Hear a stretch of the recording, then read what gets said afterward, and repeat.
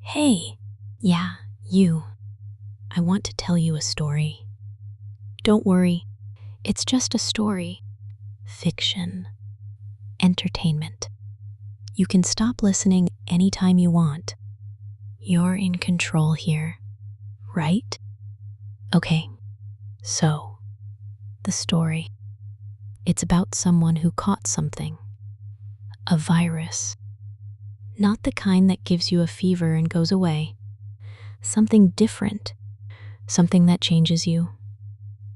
They don't know where they got it.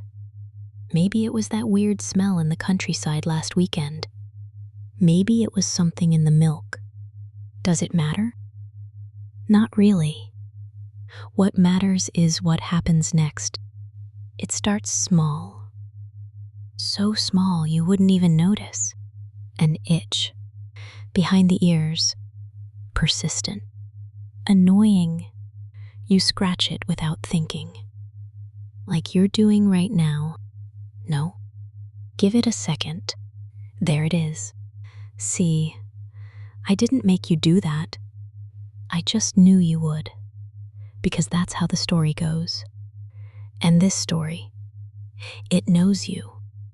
Day 1. You wake up and something feels off.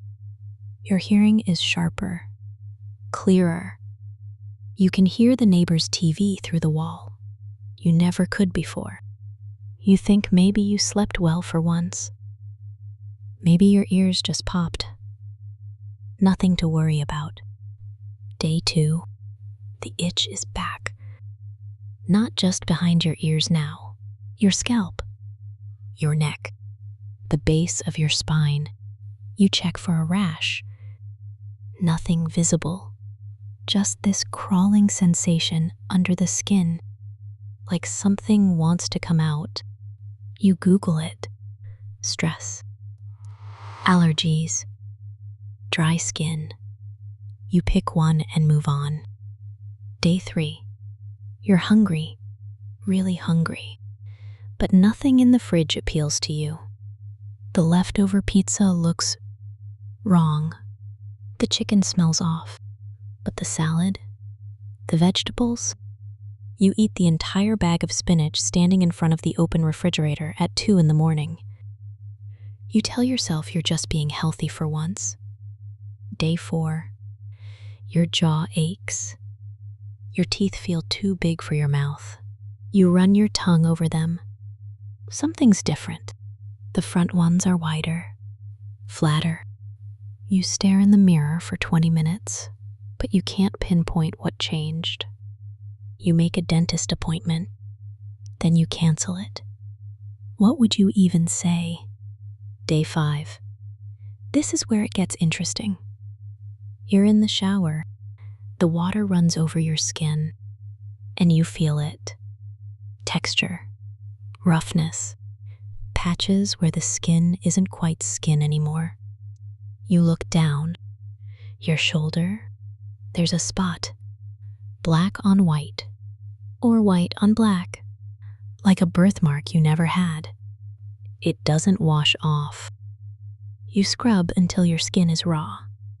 It doesn't wash off, because it's not on you. It is you. That night, you don't sleep. You just stare at the spot. And sometime around 3 a.m., you swear you see it grow. Day 6. You call in sick. You can't go out like this. The spot has spread down your arm, across your chest. A pattern, random but familiar. You've seen it before, on cows. You laugh. It's ridiculous. You're not turning into a cow. That's insane. That's not how biology works.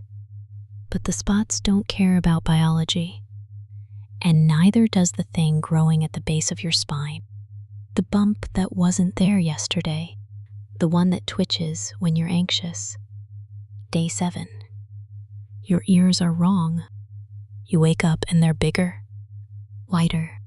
They stick out from your head at a new angle. When you touch them, they flick.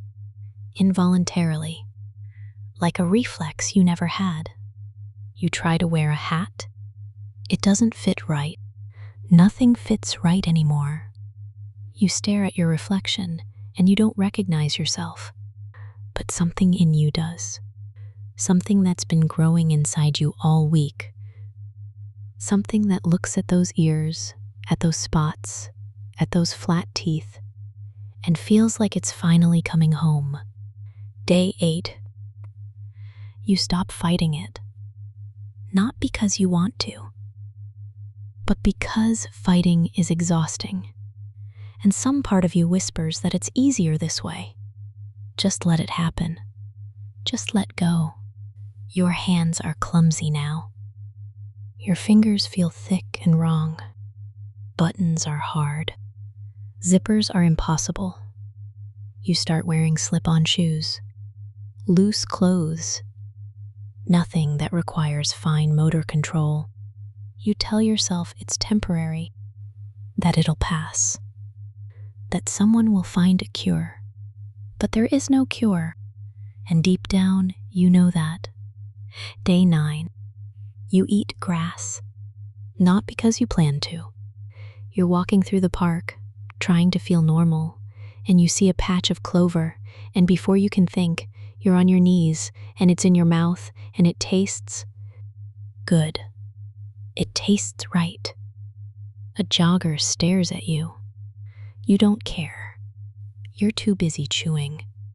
Day 10. Your legs change.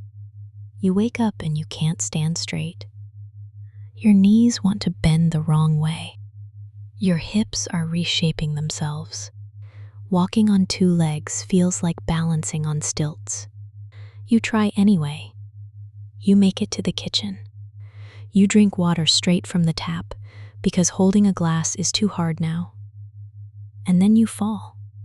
And when you land on all fours, your body sighs with relief. This is how you're supposed to be. This is what you were always meant to become. Day 11. You stop speaking. Not because you can't. You try. You open your mouth.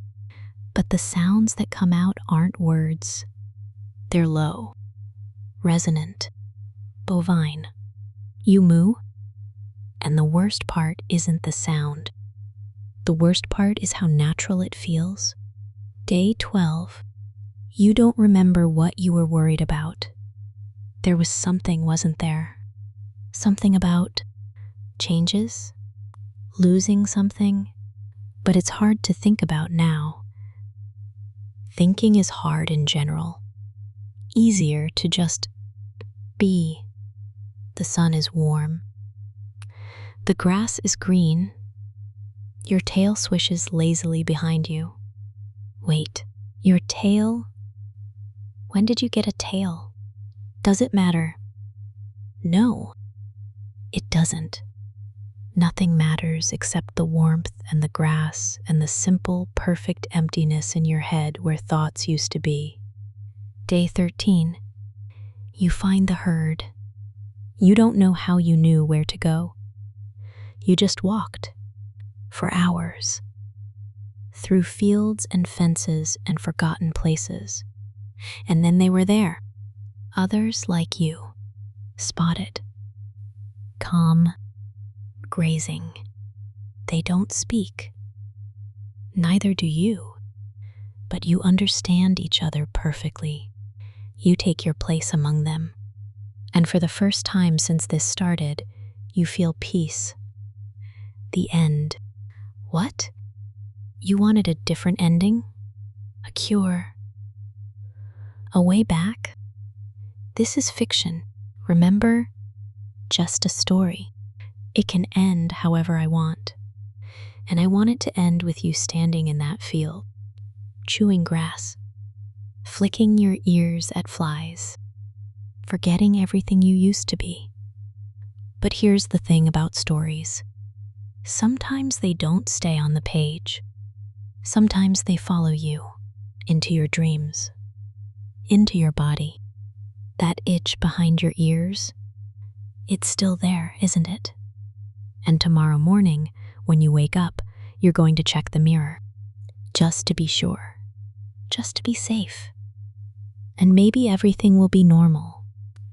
Maybe this really was just a story, but maybe you'll see something, a spot, a shape, a change you can't explain. And then you'll remember my voice.